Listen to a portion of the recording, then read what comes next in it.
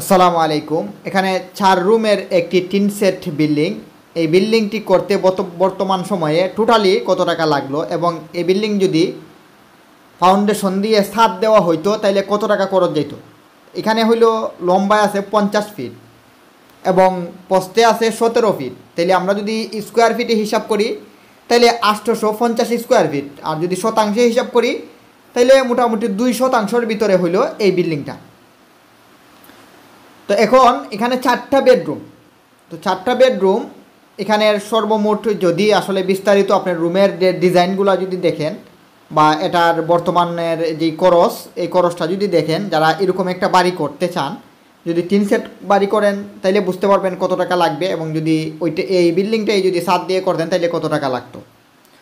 তো এখানে প্রথমেই আমরা যদি দেখাই, একটা গলি আছে, গলিটা হলো 4 ফিট 4 ফিট রাখা হয়েছে এবং দুই পাশে হইলো 2টা বেডরুম। আমরা যদি প্রথমে এই বেডরুমটা দেখাই, এই বেডরুমটা হইলো 12 ফিট এবং 12 ফিট 12 ফিট বাই 12 ফিট, এবং এই বেডরুমের সাথে কিন্তু একটা অ্যাটাচড বাথরুম। তো অ্যাটাচড যেই বাথরুমটি, এটা কিন্তু প্রত্যেকটা রুমের সাথে একটা করে অ্যাটাচ বাথরুম, মানে 4টা রুমের সাথে 4টা বাথরুম। এই যে জানালার সাইজ, এই জানালার সাইজ হইলো 4 ফিট বাই 4 ফিট, মানে এক একটা জানালার এই 16 স্কোয়ার ফিট তাই গ্লাস আসে, মানে গ্রিল সহ তাই গ্লাস।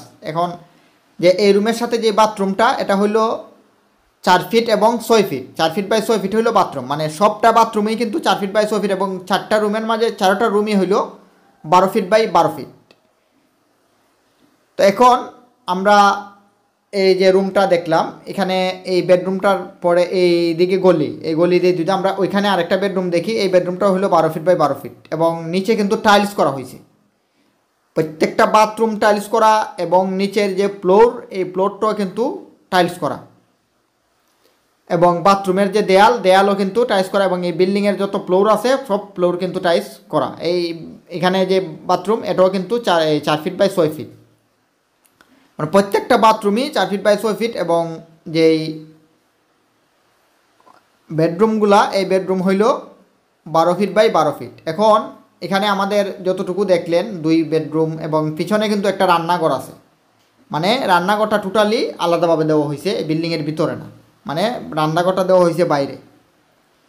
তখন যতটুকু কাজ দেখলেন বলতে আপনার এই 2% জায়গা বা 850 স্কোয়ার ফিট, লম্বা হইল 50 ফিট এবং পাশে হইল 17 ফিট। তো বর্তমান সময়ে এখানে উপরে কিন্তু সিলিং করা হবে, যে আরএফএলের সিলিং, প্লাস্টিকের সিলিংয়ে প্রায় 40,000 টাকা খরচ হয়, এবং এখানে 7টা জানালা আছে, তাই গ্লাস লাগাইতে আরও প্রায় 70,000 টাকার মতো খরচ হয়, 60,000 টাকার মতো খরচ হবে।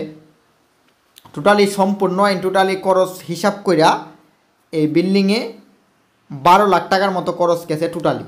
এটা হইলো যে আপনার সিলিং এবং টাই গ্লাস সম্পূর্ণ মিলাইয়া, এবং রং বাদে, রঙের টাই হিসাব করা হয় নাই, রং ছাড়া 12 লাখ টাকার মতো খরচ যাবে সিলিং এবং টাই গ্লাস দরজা লাগানো সহ।